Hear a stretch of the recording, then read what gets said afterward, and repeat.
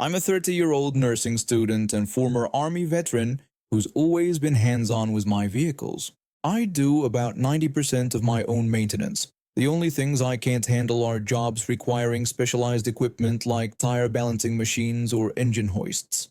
I had just returned from a 6-month military mobilization where my Toyota pickup truck sat in dry storage. Being the responsible owner I am, I immediately got to work on the maintenance checklist. I replaced the fan belts, air filters, spark plugs, oil filter, and fuel filter. Did a full oil change and radiator flush. Checked the battery, all the connections, brake pads, and alignment. I even swapped out my winter tires for summer ones and updated my emergency kit for the season change. The final task was getting my tires balanced at the local tire shop. Since I had other errands planned and was tired of wearing uniforms in the desert for 6 months, I decided to dress up nicely: heels, dress slacks, silk blouse, and a tailored jacket with my hair in a neat bun. I walked into the tire shop and told the mechanic I just needed my tires balanced.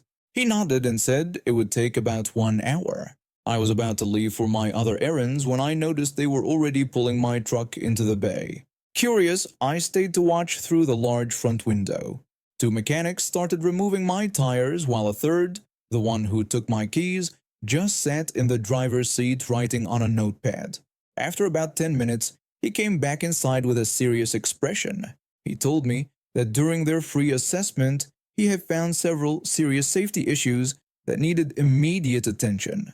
When I asked what these issues were, he launched into a long list. He claimed my fan belt needed replacement, that I was overdue for an oil change and radiator flush, that my fuel and oil filters were completely shot, my brake pads were worn down to nothing, and my alignment was so bad it had ruined my tires. He insisted they would need replacement instead of just balancing. He never once opened the hood of my truck. There's no way he could have seen most of these supposed issues without doing so. When I asked about the cost to make it roadworthy, he made a show of calculating in his notebook. He told me it would be roughly $3,700, but warned it could be more since my vehicle was an import and parts could be hard to find. I requested to speak with the manager, but he claimed the manager was out for the day. I asked him to confirm if he was really refusing to release my vehicle unless I paid $3,700 for repairs because it wasn't roadworthy. He confirmed this was the case and asked condescendingly if there was someone I could call for a ride home or someone I'd like to consult about such a large repair. His tone was dripping with condescension. I smiled sweetly and stepped outside to make a phone call to the sheriff's department. The officer assured me they would arrive within 15 minutes. I went back inside still smiling.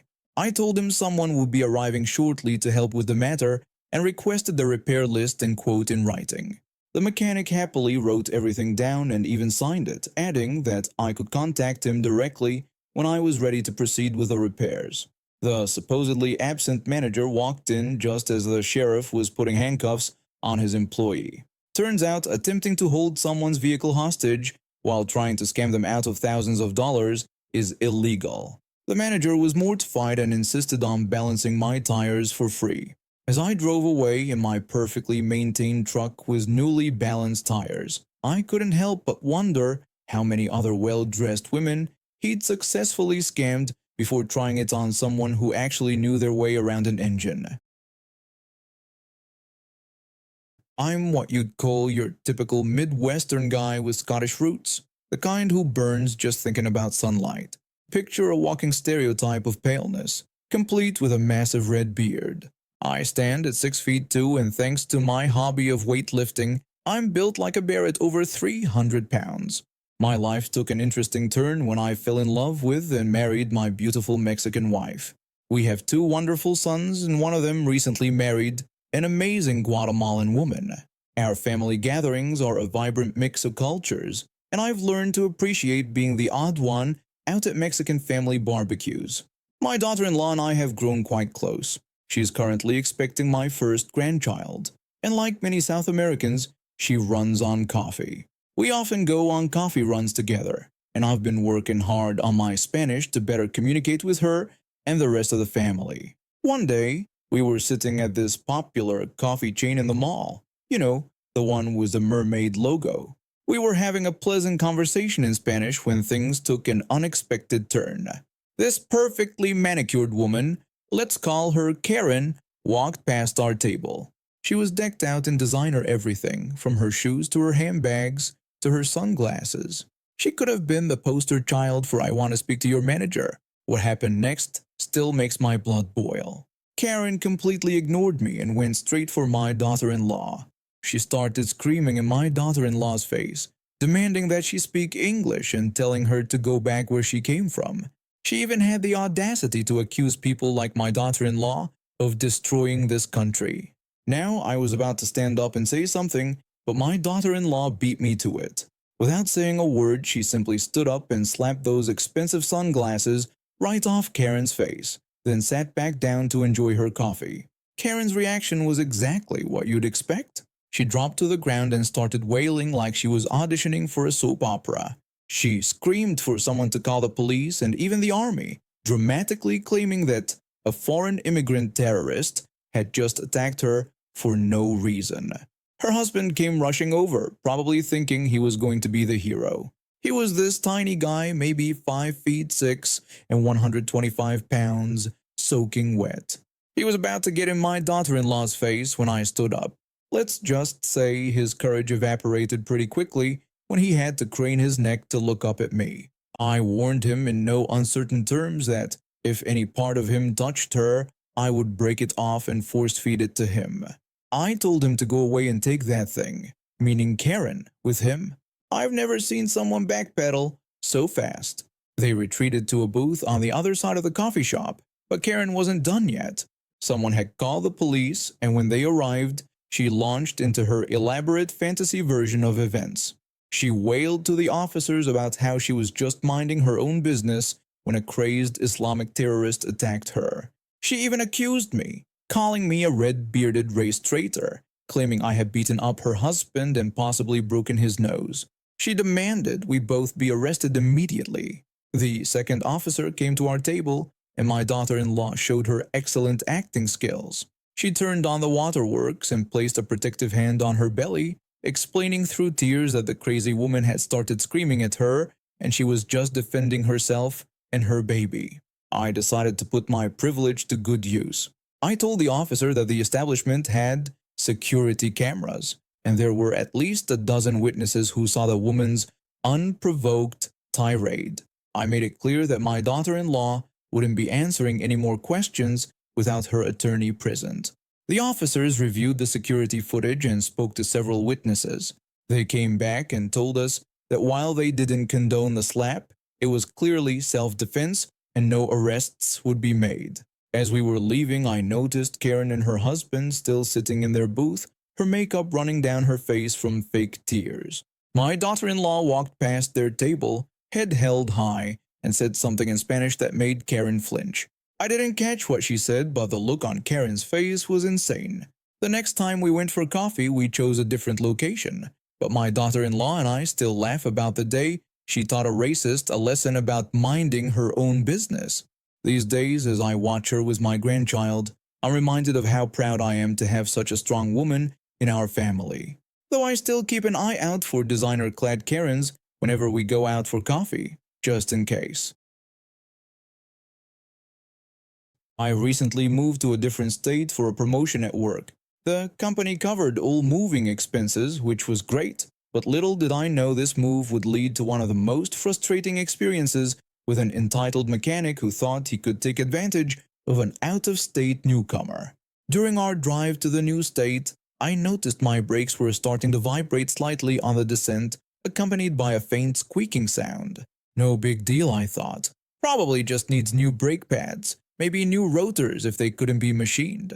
I've dealt with brake issues before with my 2005 Santa Fe, so I wasn't too worried. After settling into our new place, I decided to take my car to a local mechanic shop. It had good reviews and a coworker even recommended it. I dropped off my car for a tire rotation and a free inspection, specifically to check out the brake situation. I made it crystal clear to them, do not do any work without my explicit authorization over the phone and in writing. About an hour later, I called to check on my car.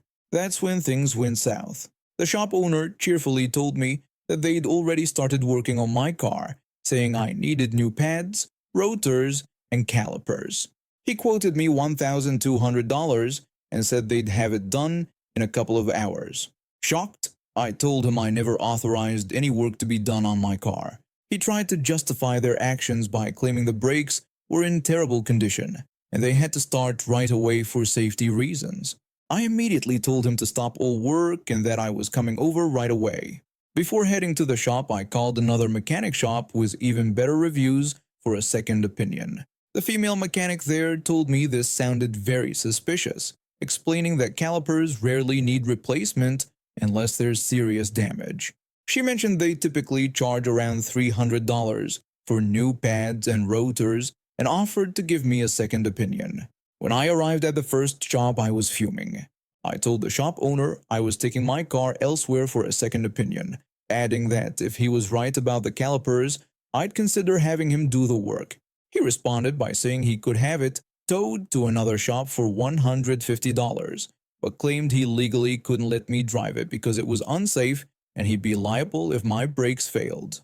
I called him out on this nonsense, telling him he was holding my car hostage. He said my only options were to either pay for the towing or let them finish the repairs. When I threatened to call the police and accused him of grand theft auto, he actually encouraged me to do so, claiming they would back him up and might even fine me for driving with destroyed brakes. So I called the non-emergency police line. The female officer who took my call was incredibly helpful, explaining that the shop owner had absolutely no legal right to hold my vehicle. She clarified that while I would be responsible for any problems if I drove with bad brakes, he wasn't liable at all and was actually breaking the law. I put the officer on speakerphone with the shop owner, who immediately questioned whether she was really a police officer, arrogantly claiming he'd done this before and knew the law. The officer told him he'd find out soon enough. 15 minutes later, a police car pulled up. The officers were already briefed on the situation. They walked straight up to the shop owner and handed him what looked like a citation or summons. They wouldn't tell me exactly what it was, but they seemed pretty satisfied with themselves. They ordered him to put my car back together immediately and let me leave. The whole ordeal took over 4 hours. When they finally brought my car out, the shop owner had the audacity to hand me a bill. $50 for the tire rotation and $100 for the inspection. I still had my original work order copy, and I pointed out that the tires weren't even rotated. With the police still present, he had no choice but to let me leave without paying a cent. I took my car to the second shop, and guess what? It only needed new brake pads. They machined the rotors, and the whole job cost just $200. Not only did I save $1,000, but I also found an honest mechanic in my new city. The shop owner had to deal with whatever the police gave him, and I later found out through my co-worker that the shop's reputation took a serious hit after I posted my experience on local review sites. Apparently, I wasn't the first out-of-state customer they'd tried to scam, but I was the first to involve the police. I heard they had to shut down 6 months later due to lost business. After 3 failed attempts and countless hours of practice, I finally passed my driving test last week. The journey wasn't easy. My anxiety had always gotten the better of me during tests, but this time, with the support of my amazing auntie who spent months helping me practice, I managed to keep my nerves under control. My auntie has been my rock throughout this entire process. Despite her mobility issues, she'd sit in the passenger seat for hours, patiently guiding me through different routes and helping me master parallel parking. She even helped me find my first car, a modest used hatchback that fit perfectly within my budget. I wanted to show her how grateful I was, so I decided to take her Christmas shopping and treat her to lunch. The day started great. I was still getting used to driving alone, but having my auntie beside me made me feel more confident. We headed to the small shopping center on the outskirts of town. The parking lot was notoriously tricky to navigate, with narrow one-way roads and limited spaces. The disabled parking bays were small, which seemed counterintuitive given their purpose. After circling around twice, we finally spotted someone leaving one of the disabled bays. I carefully maneuvered into the space, making sure my auntie had enough room to get her wheelchair out. We spent a couple of hours shopping and I treated her to lunch at her favorite cafe. By the time we returned to the car, my arms were full of shopping bags, and my auntie was tired but happy. When I loaded the bags into the trunk, the person parked next to us was also getting ready to leave. I got into the driver's seat, adjusted my mirrors, and was about to start reversing when this massive pickup truck stopped right behind 3 disabled bays, including ours. The driver, a man in his 40s wearing an expensive-looking suit, just sat there scrolling through his phone, completely blocking us in, despite there being several empty, regular spaces nearby. The person from the car next to us, an elderly gentleman, got out and approached the truck. Through my open window, I heard him politely ask the driver to move to a proper parking space since he was blocking several cars in. The truck driver didn't even look up from his phone as he told the elderly gentleman to back off, saying it wasn't his problem and we should figure it out ourselves. My auntie and I sat there completely stunned by his response. Several other people came by and asked him to move, but he either ignored them or responded with more profanity. 15 minutes passed, and the line of cars waiting to get through the narrow road was growing longer. Just when I was about to call for help, a police car pulled up. 2 officers got out and assessed the situation.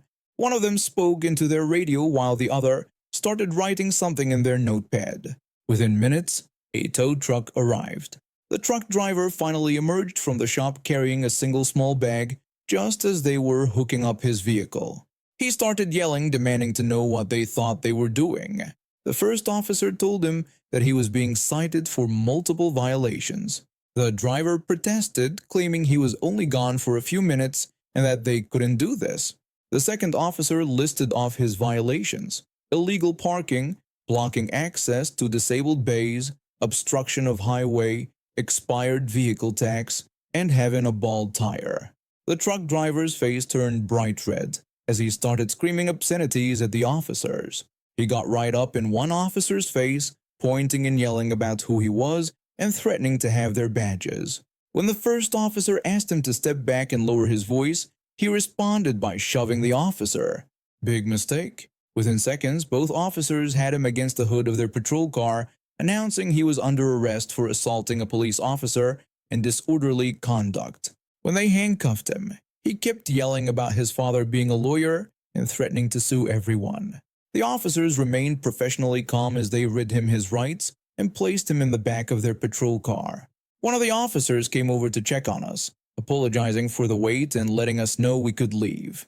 My auntie thanked him, adding a comment about how some people needed to learn that having an expensive truck didn't make them own the road. As we finally drove away, we could still hear the truck driver yelling from inside the police car. My auntie made a joke about how this had turned into quite the entertainment for our shopping trip.